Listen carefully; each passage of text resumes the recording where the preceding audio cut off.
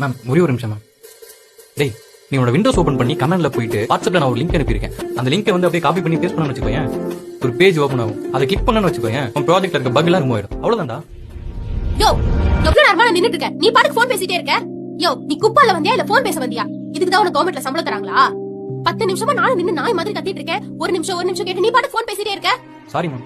Friend ID கம்பெனில work பண்றான். அவன் ப்ராஜெக்ட்ல ஏதோ பக் விழுந்துச்சான். அதான் அதை எப்படி ரிமூவ் பண்றதுன்னு சொல்லிட்டு இருந்தேன்.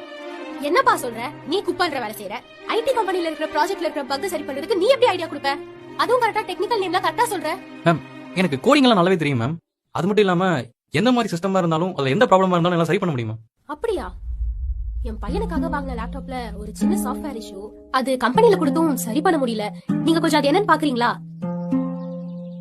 என்னப்பா யோசிக்கிறீங்க? என் பையனோட படிப்புக்காக வாங்கின லேப்டாப் தான்.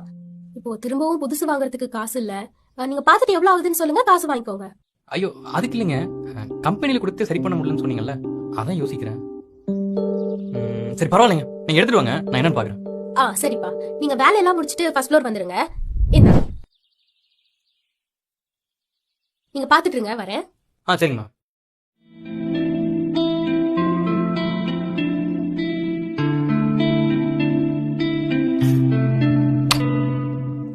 மேம் சரி பண்ணியாச்சு மேம். அதுக்குள்ள பண்ணிட்டீங்களா? Download ShareChat.